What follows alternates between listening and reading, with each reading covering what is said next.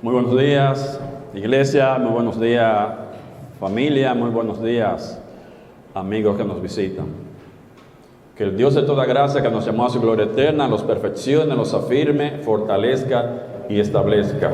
A esa es la gloria por los siglos de los siglos.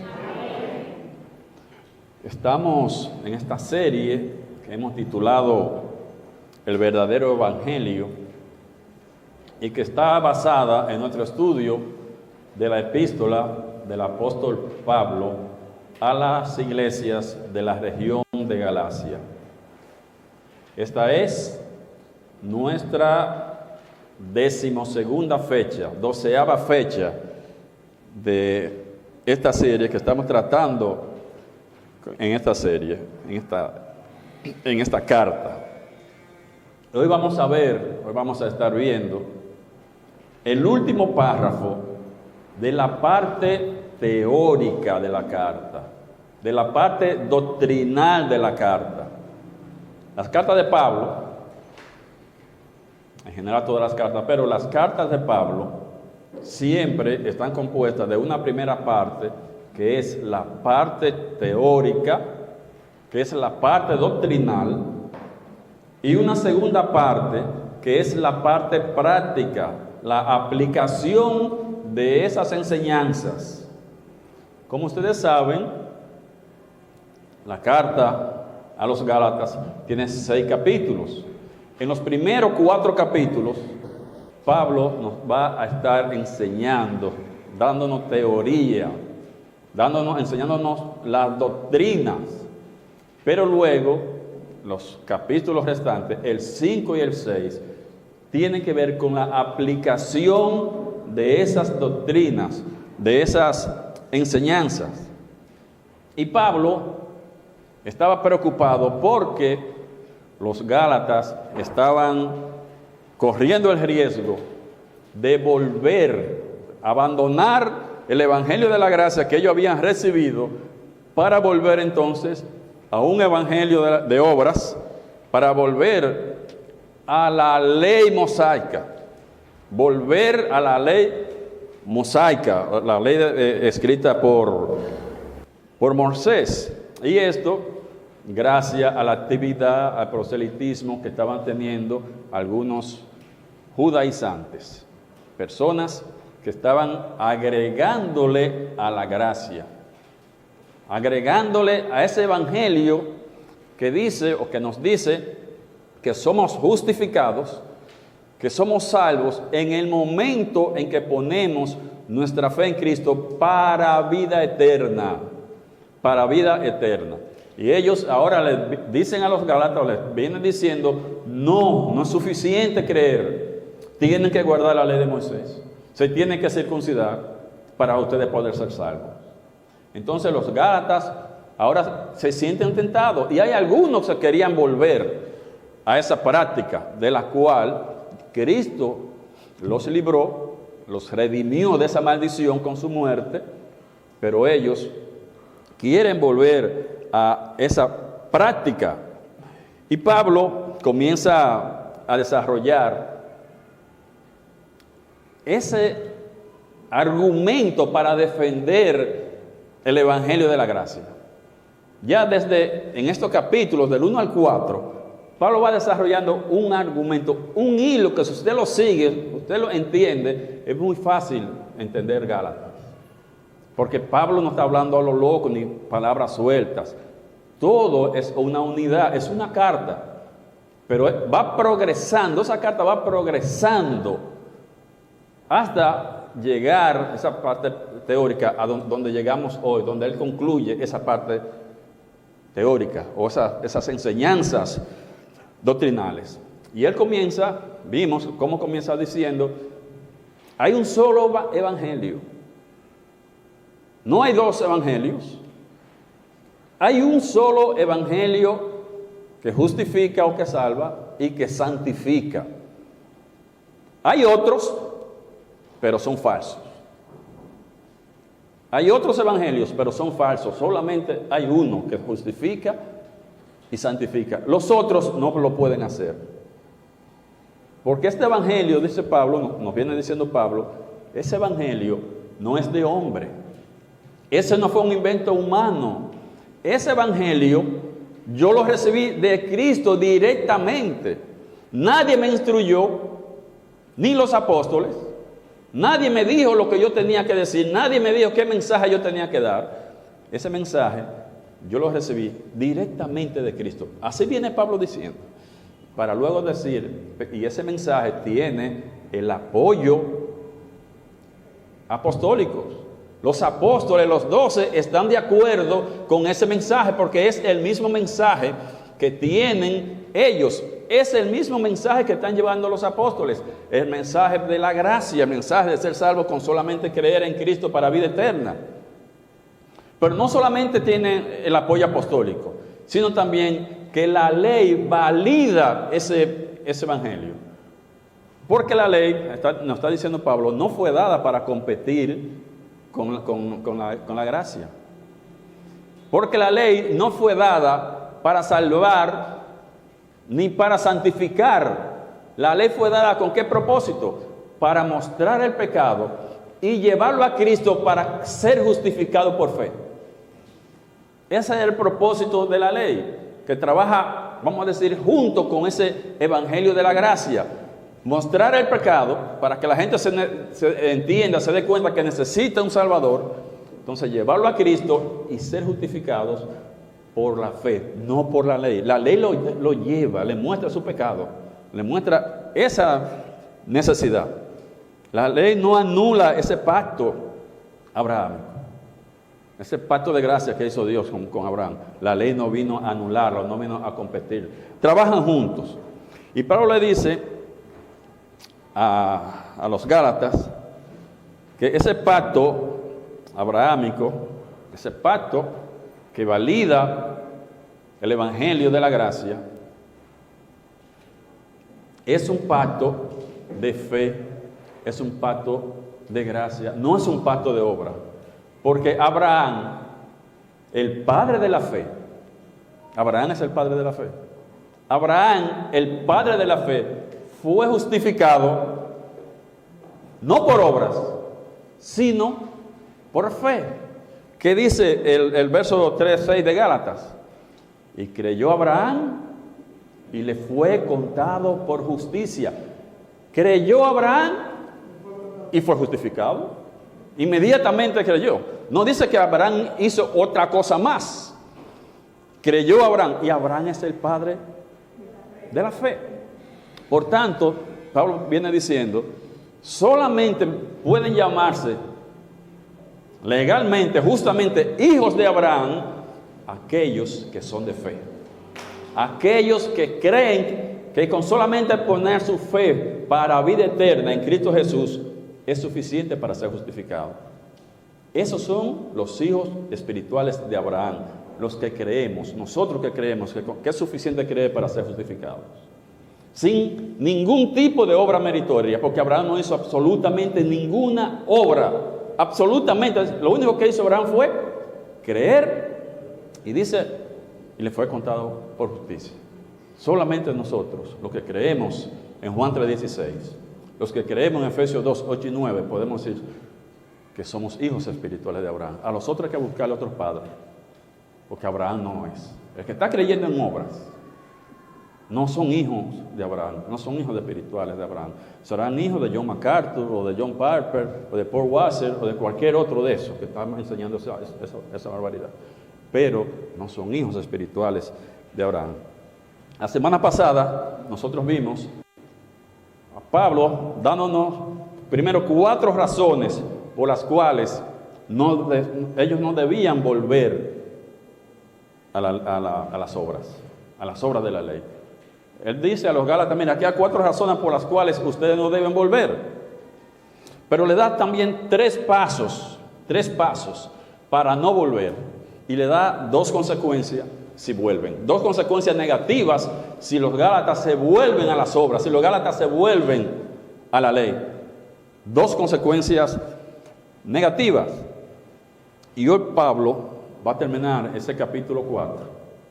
Pablo va a terminar esa porción teórica, esa enseñanza doctrinal, de una manera fantástica, cómo va subiendo ahora hasta llegar ahí terminando y diciendo que ese evangelio de la fe más obra debe ser rechazado, debe ser botado, debe ser desechado, debe ser tirado. Esa es la conclusión en el capítulo 4, la parte teórica. En conclusión, después que le he explicado todas estas cosas, ese falso evangelio tiene que ser botado, desechado, tirado. Por eso he titulado en esta mañana este mensaje: el evangelio de las obras debe ser rechazado. Y vamos a estar viendo este párrafo en el capítulo 4, que va desde el verso 21 hasta el 31. Efesios capítulo 4, Gálatas capítulo 4, desde el 21 al 31. Y Pablo nos va a dar a nosotros 4 razones por las cuales ese falso evangelio debe ser rechazado. 4 razones vamos a estar viendo que Pablo nos la está diciendo, por las cuales ese falso evangelio debe ser rechazado. Y vamos a estar leyendo ese párrafo. Gálatas 4, desde el 21 hasta el 31. Leemos en el nombre del Padre, del Hijo y del Espíritu Santo. Decidme, dice Pablo, los que queréis estar bajo la ley, ¿no habéis oído la ley? Porque está escrito que Abraham tuvo 2 hijos, uno de la esclava y otro de la libre. Pero el de la esclava nació según la carne, mas el de la libre por la promesa, lo cual es una alegoría. Pues estas mujeres son los 2 pactos. El uno proviene del monte Sinaí, el cual da hijos para esclavitud. Este es Agar. Porque Agar es el monte Sinaí en Arabia y corresponde a la Jerusalén actual, pues ésta, junto con sus hijos, están en esclavitud. Mas la Jerusalén de arriba, la cual es madre de todos nosotros, es libre. Porque está escrito: regocíjate, oh estéril, tú que no das a luz, prorrumpe en júbilo y proclama, tú que no tienes dolores de parto, porque más son los hijos de la desolada que de la que tiene marido. Así que, hermanos, nosotros, como Isaac, somos hijos de la promesa. Pero como entonces el que había nacido según la carne perseguía al que había nacido según el Espíritu, así también ahora. Mas, ¿qué dice la Escritura? Echa fuera a la esclava y a su hijo, porque no heredará el hijo de la esclava con el hijo de la carne. De manera, hermanos, en conclusión, dice él, que no somos hijos de la esclava, sino de la libre. Vamos a orar. Muy buen Dios y Padre nuestro, te alabamos, te glorificamos, te damos toda gloria, toda honra y todo honor, porque solo tú la mereces, Señor. Gracias por este tiempo, mi Dios, que nos concede, donde venimos, Señor, con corazones sinceros y agradecidos, dedicándote las primeras horas de la semana, Señor, de este primer día, dedicándotela a ti, Señor, y diciéndote, mi Dios, con nuestra presencia aquí, cuánto te amamos, cuánto te necesitamos, Señor, en nuestras vidas. Prepara nuestros corazones para recibir tu palabra, para nosotros conocer tu voluntad y poder agradarte con nuestras vidas. En el nombre de Jesús. En el nombre de Jesús. Paro este párrafo en el versículo 21 diciendo: decidme, los que queréis estar bajo la ley, ¿no habéis oído la ley? Cuando él hace esta pregunta, obviamente está haciendo una pregunta retórica. Cuando él dice, los que quieren volver bajo la ley, ustedes no han oído la ley. Cuando habla de la ley, él está haciendo referencia al Antiguo Testamento. Él está haciendo referencia específicamente al Pentateuco, los 5 primeros libros del Antiguo Testamento, los 5 libros escritos por Moisés, a eso que se le llama la ley. Eso está hablando Pablo. Entonces, vamos a estar viendo varias referencias a Génesis, específicamente el capítulo 16. Vamos a estar viendo a Pablo haciendo referencia al capítulo 16, al capítulo 21 de Génesis. Porque ahora, como él dice, ustedes no han escuchado lo que han dicho la ley. Y cuando él dice esto, no han escuchado lo que dice la ley. Él no está diciendo como que ¿te hablaron de eso alguna vez? No le han puesto, ustedes no le han puesto atención a lo que dice la ley. Pero ustedes que se quieren devolver, ustedes no se han fijado, no se han puesto a pensar qué es lo que dice la ley. Entonces dice, porque comienza diciendo el verso 22, porque está escrito, ese porque es explicativo. Cuando él dice, no han oído lo que dice la ley, ese porque ahora él te va a explicar lo que ellos debían saber, lo que los gálatas debían saber acerca de la ley. Ustedes no han escuchado, no le han puesto atención a lo que dice la ley, porque la ley dice tal cosa. Entonces él dice, comienza ahora en el 22, porque está escrito que Abraham tuvo 2 hijos, uno de la esclava y el otro de la libre. Entonces él va a explicar eso que los gálatas debían saber, y explicándole eso a los gálatas, entonces es que les da y nos da a nosotros 4 razones por las cuales nosotros, igual que los gálatas, debemos rechazar radicalmente, tajantemente, ese falso evangelio de la fe más obra o de las obras. 4 razones. Y la primera razón por la cual eso debe ser rechazado radicalmente es porque eso no es lo prometido por Dios. Eso no fue lo que Dios prometió. Dice el verso 23, pero el de la esclava nació según la carne, pero el de la libre nació por la promesa. Por la promesa. Obviamente, él está, cuando dice el que nació según la carne, está hablando de Isaac, y el de la libre por la promesa está hablando de Ismael, que nació según la carne, Ismael. Isaac nació según la promesa. Él no lo menciona por su nombre, simplemente llama, a uno le dice el hijo de la esclava y al otro le dice el hijo de la libre. Está hablando de Ismael, hijo de Agar, hijo de la esclava, e Isaac, hijo de Sara. Isaac, hijo de Sara. Y él está viendo en esa historia de estos 2 muchachos 2 maneras de vivir la vida cristiana. 2 maneras. En esa historia que él nos está presentando, él está viendo 2 maneras de vivir la vida cristiana. Con Isaac, con el primero, Ismael, representando la carne, representando las obras de la ley. Mientras que Isaac representa la fe. Isaac representa la gracia. Entonces, es una representación. Cuando Pablo está hablando acerca de estos 2 muchachos, Dios le había prometido a Abraham, le había prometido a Sara, que iban a tener una simiente a través del cual iban a ser bendecidas todas las naciones de la tierra. ¿De qué manera iban a ser bendecidas? Recibiendo vida eterna con solamente creer.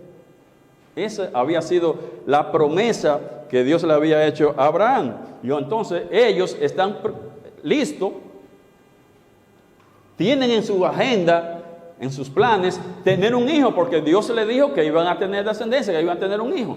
Ellos tienen en sus planes entonces ese muchacho. Pero debido a que Sara es estéril, ella sabe que es una vieja, no pinta ni en el majarete que es blandito, es imposible. Entonces Sara le pide a Abraham que tenga una hija con su esclava. Esa hija era de Sara, porque la esclava era de Sara. La esclava no tiene derecho a absolutamente nada, todo es del dueño. Ella era una esclava. Entonces Sara era dueña de Agar.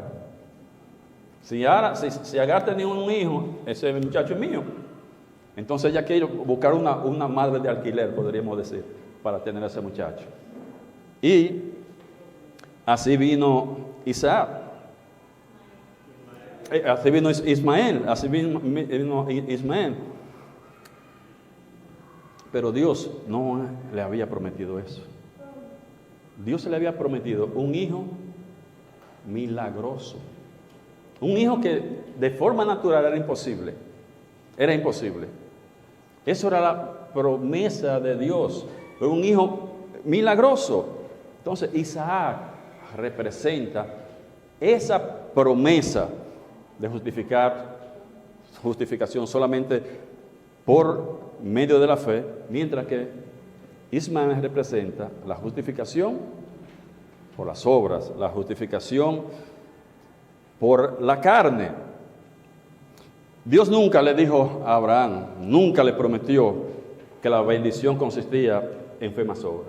Nunca le dijo Dios a Abraham que las personas, o que él o su descendencia, iban a ser justificados por fe más obra. Esa nunca fue la promesa.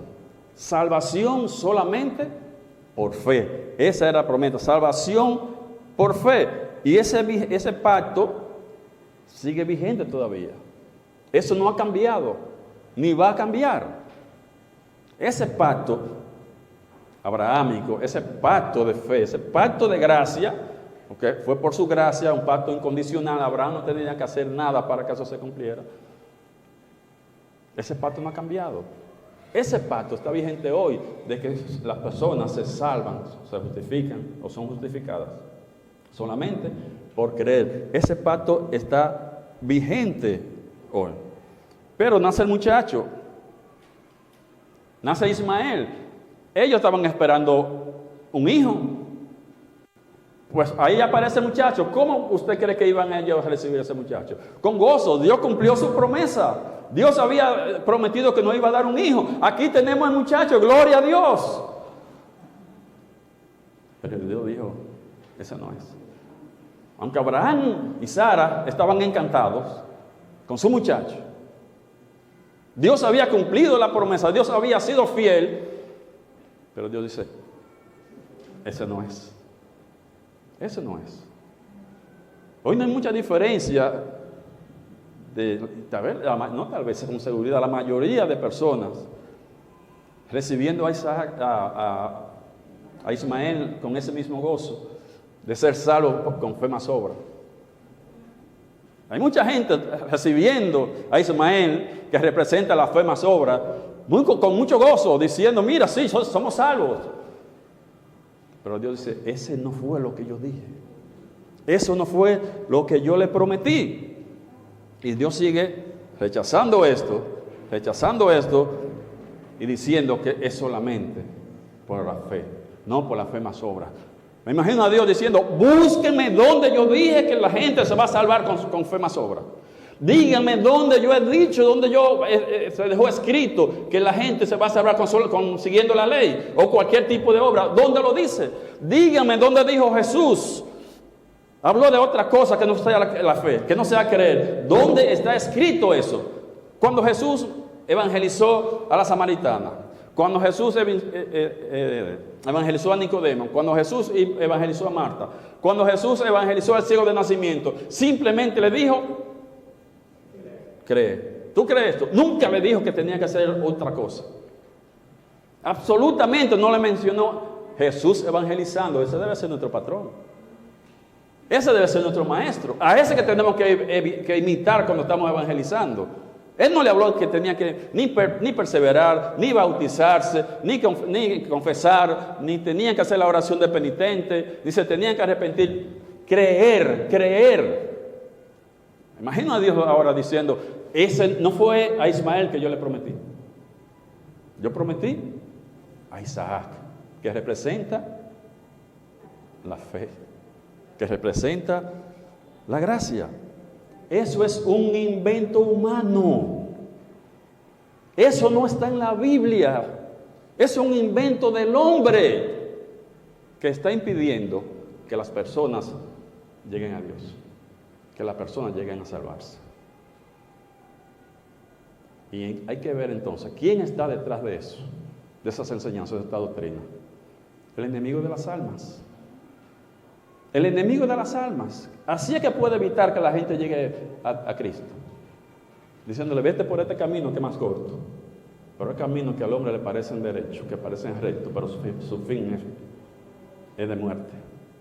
Entonces, no, tú te salvas haciendo esto. Tú te salvas, no solamente con creer, no es suficiente creer. Tú tienes que hacer esto también, si no tú no eres salvo.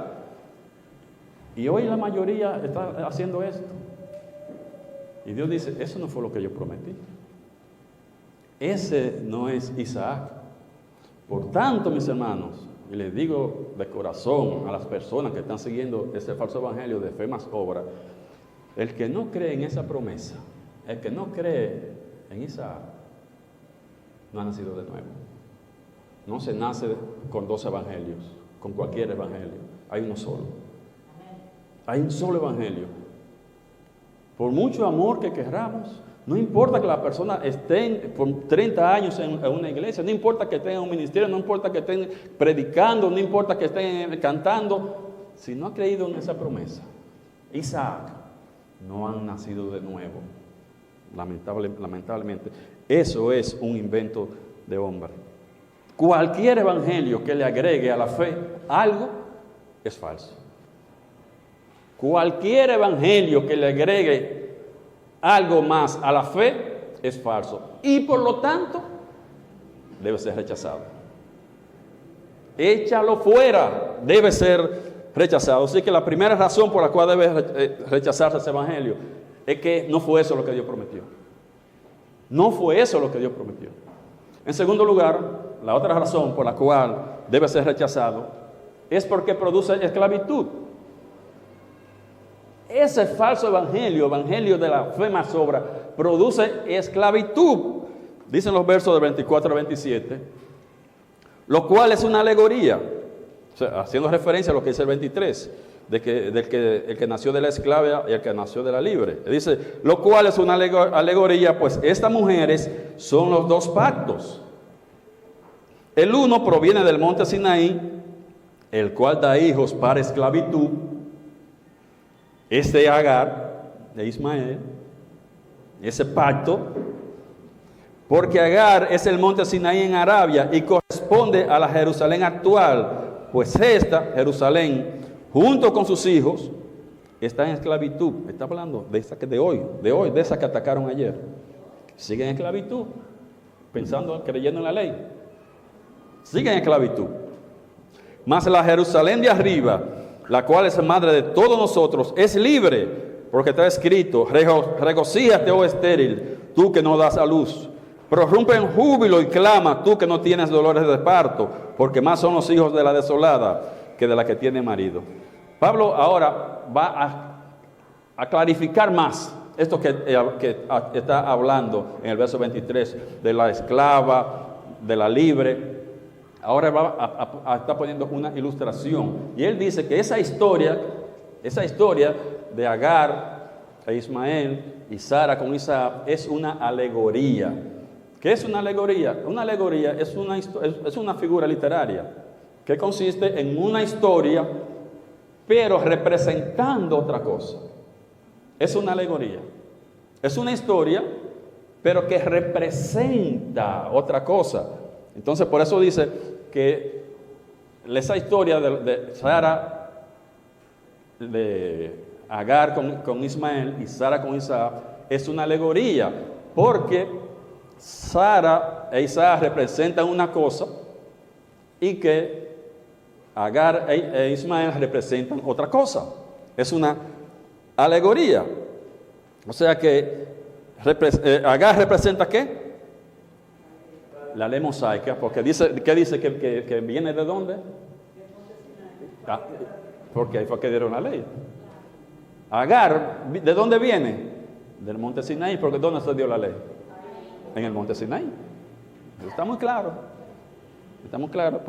Ahí fue que se dio la ley. Entonces representan las obras. Y Sara representa el pacto de Abraham, la fe. La gracia representa a Sara. Y Pablo está contrastando la Jerusalén actual con la Jerusalén futura. Con la Jerusalén de arriba. La Jerusalén de futuro, la Jerusalén del reino mesiánico, esa viene de arriba. Y esa es libre. Esa es libre. Dice Hebreos 11, en el verso 10, Hebreos 11, verso 10, que Abraham, por fe, estaba esperando esa ciudad. Por fe. Abraham, dice Hebreos 11:10, porque esperaba, hablando de Abraham, porque esperaba la ciudad que tiene fundamentos, cuyo arquitecto y constructor es Dios. Él estaba esperando por fe, esperando esa ciudad por fe. Agar entonces dice que da hijos para esclavitud. O sea, los que siguen ese pacto, son esclavos. Son esclavos, están en esclavitud. Están en esclavitud. ¿Cómo produce la esclavitud?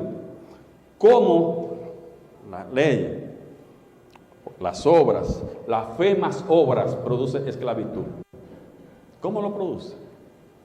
Porque los que creen en esto, en la fe más obra, no pueden parar de obrar, porque le van a decir, si no están obrando, le van a decir, tú no eres salvo.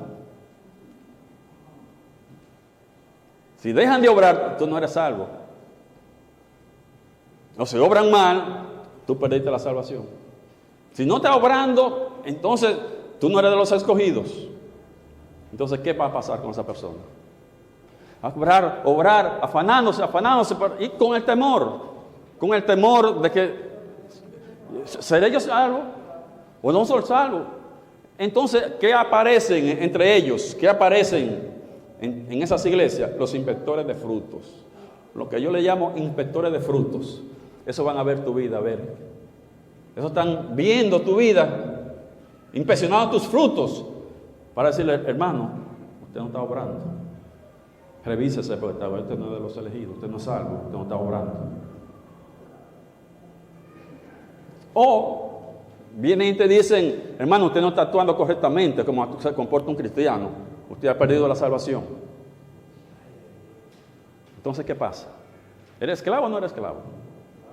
Tratando, obrando para no perder la salvación, o para yo demostrar que sí, que yo soy elegido y que por eso yo tengo que estar obrando y obrando. Óigame,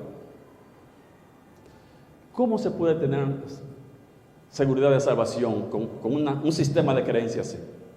¿Cómo usted puede estar seguro de que si yo muero hoy voy para el cielo? ¿Cómo tú puedes estar seguro? No hay seguridad. No hay seguridad. Cristo sí siempre predicó seguridad. Cristo predicó seguridad. Le dio seguridad al creyente en Juan 5:24, que dijo, de cierto os digo, el que oye mi palabra y crea que me envió, no dijo que va a tener, o que es posible, o que tuvo, tiene vida eterna. En que creyó y de inmediatamente, no cuando se murió, inmediatamente creyó, tiene vida eterna. Y no vendrá a condenación, y ya ha pasado de muerte a vida. En el momento que creyó, se pasa una vez de muerte a vida. Tú no estás pasando todos los días de muerte a vida y de vida a muerte, y de muerte a vida y de vida a muerte. No estás como brincando No. Una vez tú pasaste de muerte a vida, dice, tú pasaste de muerte a vida. Tú has nacido de nuevo. Ahora, de ahí en adelante, eso se llama vida cristiana o discipulado. Lo que tú hagas después que tú pasaste de muerte a vida. Pero si creíste, pasaste. Ahora, lo que pase con tu vida, lo que tú hagas con tu vida de aquí en adelante, va a determinar tu recompensa, va a determinar tu disciplina por parte de Dios. Pero ya tú pasaste. Ya tú estás de aquel lado del río. Ya no puede volver para atrás. Siempre que Cristo predicó seguridad. Él dijo en Juan 6:47, ¿qué dijo él? Prácticamente lo mismo. De cierto os digo, Juan 6:47, el que cree en mí tiene vida eterna. Eso es seguridad. Eso es seguridad. Jesús predicó seguridad. Él nos da seguridad que si tú creíste, tiene vida eterna, pero no solamente te la dio, Él quiere que tú lo sepas. Él quiere que ustedes sepan que tienen vida eterna. Quiere que lo sepan. Él dijo, 1 de Juan 5:13, Él dijo esto: estas cosas os he escrito a vosotros que creéis en el Hijo de Dios.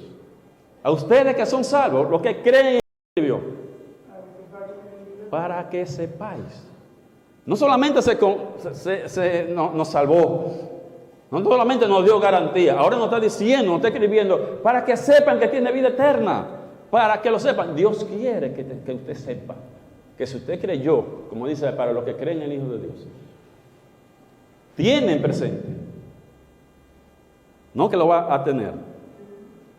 El problema con estas creencias de las fe más obras, y de que si tú no obras, tú no eres salvo. Si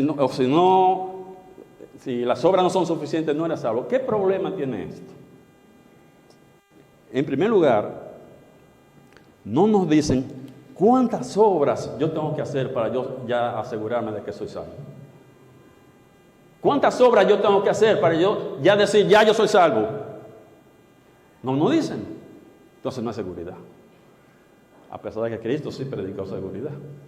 Pero la seguridad no está en mí. Yo no soy el que garantizo mi vida eterna. Si es por mí, eso se fue a lo quinto. Si es por mí, eso se ha perdido muchísimas veces.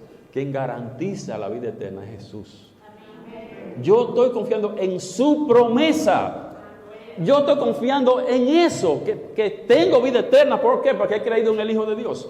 Eso es lo que me da la seguridad. No mis obras, no mi comportamiento. Es que yo creí, eso es lo que me da seguridad. Él quiere que lo sepamos. Ahora, ¿cuántas obras yo tengo que hacer para yo saber si soy salvo? Para ya yo decir, sí, ya yo soy salvo, ya yo puedo estar tranquilo, yo soy salvo. ¿Cuántas obras? Pero, ¿por cuánto tiempo yo tengo que estar obrando? ¿Por cuánto tiempo yo tengo que estar obrando para yo decir, ya yo puedo estar tranquilo, ya yo tengo la vida eterna? ¿O cuáles son las obras meritorias? ¿Con cuáles obras yo tengo vida eterna y con cuáles no? Porque yo no sé. Ni encuentro quien me diga con cuáles obras es que ya yo puedo decir, ya yo soy salvo por fin. Ya yo puedo estar tranquilo que cuando me muera. ¿Con cuáles obras? ¿Cuáles son suficientes? Oiga, qué manera tan terrible de vivir. Qué manera tan terrible de vivir. Con esta inseguridad. Wow. No se lo deseo a nadie. Pero hay gente que eso es lo que le gusta escuchar y aplaudir. La mayoría se va por la puerta ancha. Nosotros vamos a entrar por la puerta estrecha. Nosotros vamos por la puerta estrecha, no por donde va la mayoría. Eso es que le encanta escuchar a la gente. Entonces, como hemos visto, como nos está diciendo Pablo, Agar, que representan la ley, que representan la fe más obra, produce esclavitud y por tanto debe ser rechazada, échala fuera. En tercer lugar, tercera razón, ¿por qué tenemos que tirar eso, botar eso? ¿Por qué? Porque somos hijos de la promesa. Los creyentes en Juan 3:16, en Efesios 2:8 y 9, los creyentes, los que creemos en eso, somos hijos de la promesa. Somos hijos de la promesa. Dicen los versos 28 y 29. Así que, hermanos, nosotros,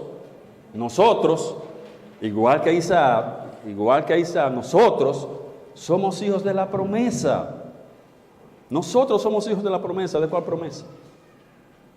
De la promesa que Dios le hizo a Abraham. ¿De qué? De que por la fe en un descendiente de Abraham, en el principal descendiente, en el mayor descendiente, Jesús, que por la fe en él íbamos a ser salvos, íbamos a ser justificados. Nosotros somos hijos de esa promesa. Somos hijos de esa promesa. Los que hemos creído, somos hijos de esa promesa. Aquí ahora Pablo va a dejar claro lo que veníamos viendo, que estaba implícito en todo lo que veníamos diciendo, y es que los Gálatas, como él, no son hijos de la ley, son hijos de la promesa. Por eso dice nosotros. Así que, hermanos, nosotros, o sea, ustedes y yo,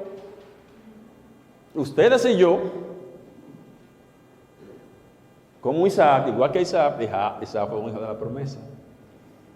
Somos hijos de la promesa.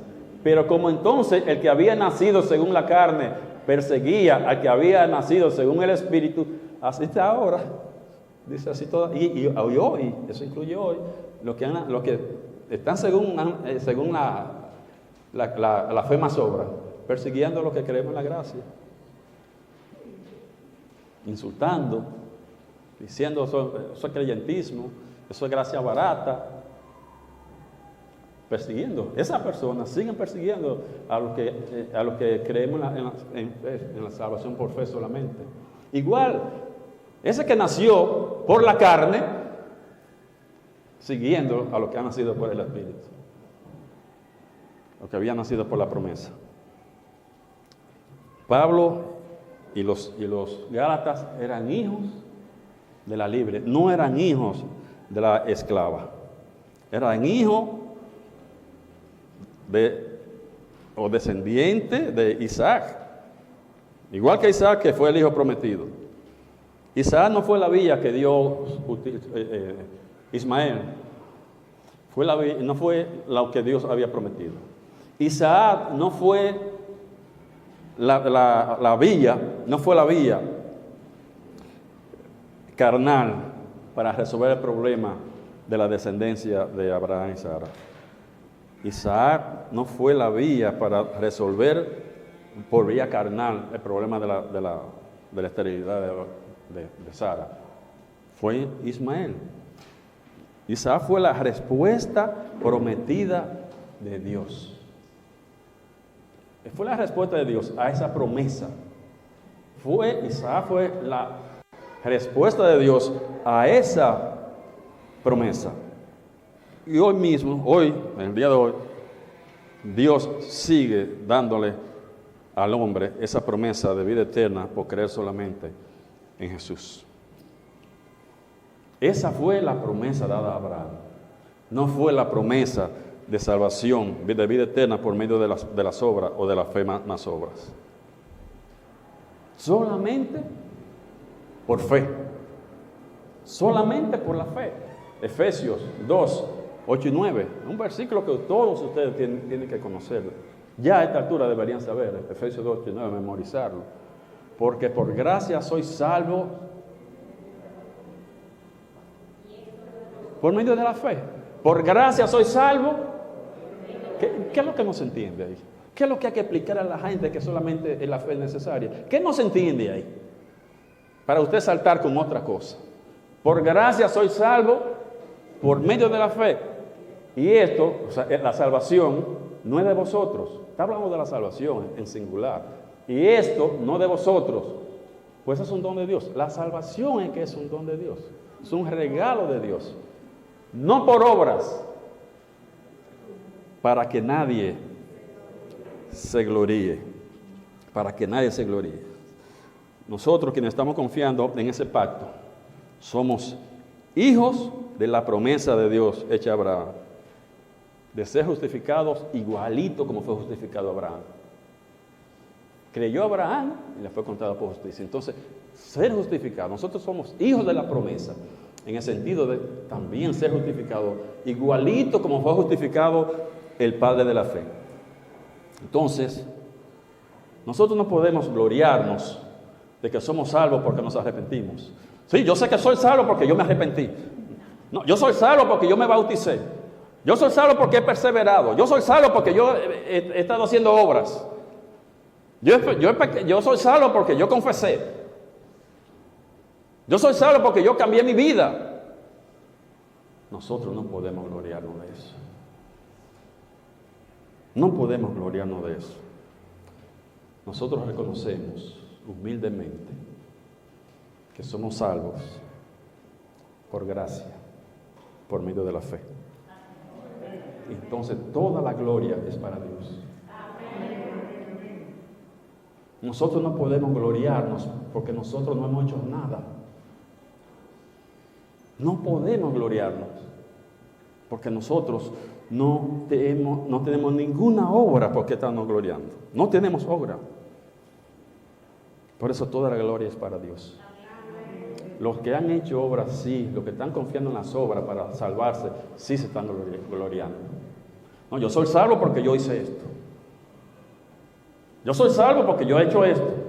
Yo soy salvo porque tú has hecho. ¿Se dan cuenta cómo sí se pueden gloriar? Pablo dice, no por obras, para que nadie se gloríe. Ahí estaba viendo un videíto de un famosísimo predicador dominicano, yo creo que el más famoso, donde él decía que él no descansaba, que él no iba a descansar porque él tiene la eternidad para descansar, que él iba a dejar el sudor, que iba a dejar la sangre en el púlpito, porque si no, cuando él fuera a se presentara ante Dios, Dios le iba a decir, no, así no se entra al cielo. Tú tienes que dejar la sangre, tú tienes que dejar el sudor para tu... Él se está gloriando. Él está confiando en sus obras. Y quisiera que ustedes vieran a la gente aplaudiendo, diciendo, amén, amén, gloria a Dios. Salvación por obra, eso es lo que se está predicando. Nosotros somos minoría. Nosotros somos la puerta estrecha. Nosotros somos el remanente. Nosotros somos el remanente fiel. Dios siempre ha tenido un remanente que defiende la verdad. Siempre lo ha tenido. Nosotros nos gloriamos en Cristo y en su obra terminada. No que lo que nosotros hemos hecho. No nuestras obras. Porque dijo Dios en Isaías que nuestras obras de justicia son como trapo de inmundicia. Nosotros que pensamos que nos le estamos comiendo, mira cuántas cosas estamos haciendo, mira que yo hice esto, mira, y dice Dios, eso es trapo de inmundicia. Eso es trapo de inmundicia. Esas son sus obras, esas son sus justicias. ¿Cuánta gente confía en sus obras? Porque yo estoy haciendo, porque yo hice, yo confío en la obra de Cristo. Terminada, no tengo que agregarle más nada. Él lo hizo todo. Él dijo, consumado es. Si somos hijos de las promesas, de ser salvos por medio de la gracia, por medio de la fe, entonces Agar e Ismael, que representan las obras, ¿qué hay que hacer con ellos? ¿Qué hacemos con ellos? Es para afuera que van. Es para afuera que van. Y por último, la cuarta razón es porque los hijos de las obras no heredarán. Los que están confiando en sus obras de justicia, eso no heredarán. No heredarán. Esos. Obviamente, si una persona ha puesto su fe en Cristo para vida eterna, esa persona nació de nuevo.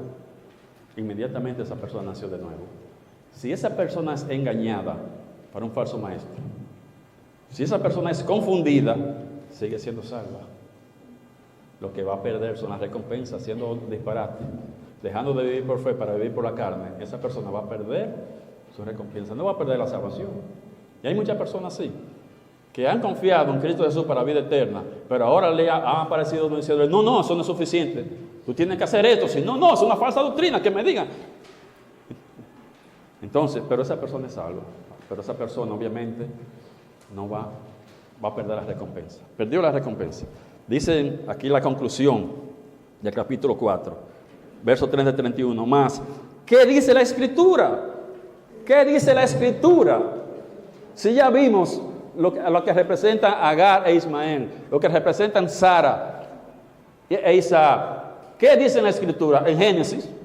Usted va a Génesis, a partir del verso 16 hasta el 21. ¿Qué dice la Escritura ahí en Génesis? Echa fuera a la esclava y a su hijo. ¿A quién es que hay que votar? ¿Qué representan? La ley, las obras. ¿No está claro esto? ¿Qué es lo que hay que hacer con esto? Echa fuera, y da la razón, porque no heredará el hijo de la esclava con el hijo de la libre. De manera, mis hermanos, concluyendo esta parte, dice Pablo, nosotros no somos hijos de la esclava, sino de la libre. Así termina Pablo ese pasaje ya teórico. ¿Cuál es su recomendación? Al final del capítulo 4, ¿cuál es la recomendación? Echa fuera a la esclava y a su hijo. En Génesis se le manda a Abraham a votar, a sacar. Acuérdense de los que han leído esta historia. Todos ustedes la han leído la historia. Abraham, Dios le dice, echa fuera a la esclava. Obviamente Abraham lo hizo por fe, no de buena gana. Es su hijo quien ama. Y dice, no, tíralo al desierto. Tíralo, sácalo.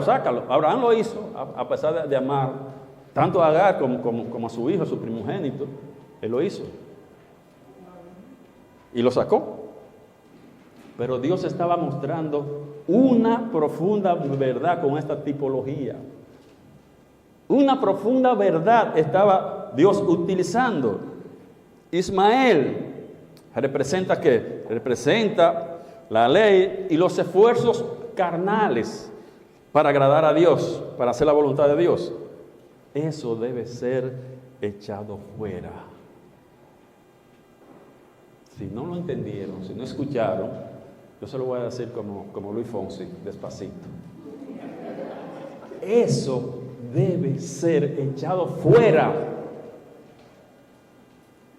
Agar e Ismael deben ser echados fuera. Y él dice, ¿por qué? ¿Por qué? ¿Por qué debe ser rechazado? Hay un porqué. Sí, porque es una razón. Porque es la razón.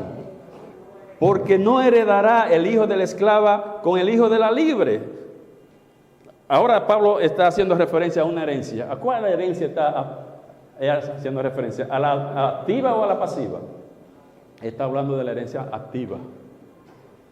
No va a heredar el hijo de la esclava con el hijo de la libre. Recuérdense, mis hermanos, que Pablo está escribiendo a los Gálatas, que los Gálatas son salvos, los Gálatas son salvos, y que lo que estaba en peligro no era que ellos perdieran la salvación, era que perdieran la recompensa, porque ellos eran salvos. Si ellos vuelven a vivir bajo la ley, no dejaban de ser salvos. Lo que no iban a heredar. Eso es lo que iban a perder, la recompensa. No iban a heredar, iban a perder la recompensa. Ismael, el hijo de la esclava, no iba a heredar con Isaac, con el hijo de la libre.